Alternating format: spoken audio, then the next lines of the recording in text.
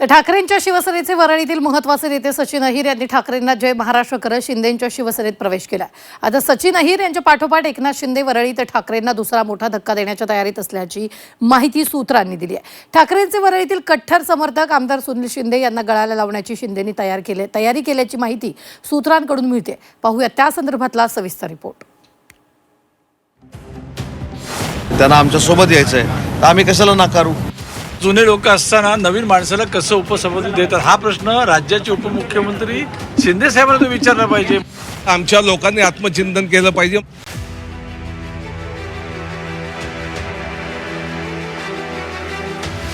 ठाकरेंच्या शिवसेनेचे वरळीतील दिग्गज नेते आणि आदित्य ठाकरे यांचे निकटवर्तीय सचिन अहिर यांनी ठाकरेंची साथ सोडत शिंदेंचा हात धरला। शिंदेंच्या शिवसेनेतून त्यांची विधान परिषदेच्या उपसभापती म्हणून बिनविरोध निवडही झाली आहे। आता सचिन अहिर यांच्या पाठोपाठ एकनाथ शिंदे वरळी ठाकरेंना दुसरा धक्का देण्याच्या तयारीत असल्याची माहिती सूत्रांकडून मिळते। ठाकरेंचे वरळीतील कट्टर समर्थक आमदार सुनील शिंदे यांना गळाला लावण्याची शिंदेंनी तयारी केली असल्याची माहिती सूत्रांनी दिली आहे। एकनाथ शिंदे यांच्याकडून सुनील शिंदे यांना सोबत घेण्यासाठी जोरदार प्रयत्न केले जात असल्याची माहिती आहे। तर सुनील शिंदे सक्षम नेतृत्व आहे, त्यांच्यासारखा नेता पक्षात येणार असेल तर स्वागतच असल्याचं उद्योगमंत्री उदय सामंत यांनी म्हटलंय।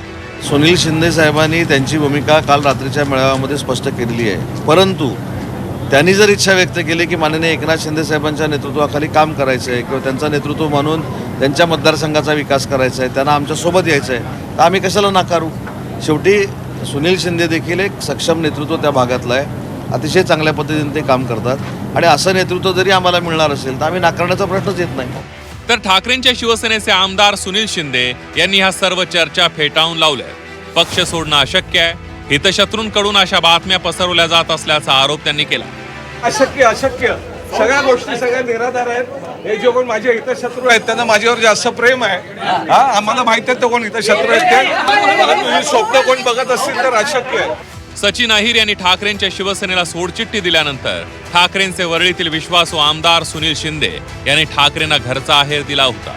लोक पक्ष सोडून का जात आहेत या संदर्भात पक्षानं आत्मचिंतन करावं असं विधान करत शिंदे यांनी ठाकरेंना घरचा आहेर दिला होता। त्यामुळे सुनील शिंदेंच्या मनात काय सुरू आहे याची चर्चा राज्याच्या राजकारणात सुरू झाली होती। याच वरळीमध्ये मी 2014ला याच सचिन अय्यरांचा पराभव करून निवडून आलेला होतो आणि याच वरळीमध्ये मी माननीय आदित्य साहेबांच्या बरोबर त्यांचा सहकारी म्हणून त्यांच्या दोन्ही निवडणुकांमध्ये मी कार्यरत होतो।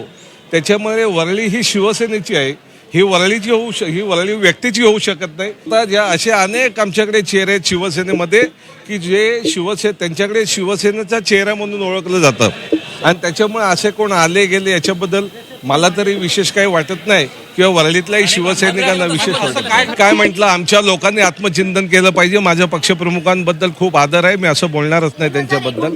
मला आमच्या काही लोकांनी आत्मपरीक्षण केलं पाहिजे की त्यांना कोणाला किती महत्त्व द्यायचं या संदर्भात मी बोललो।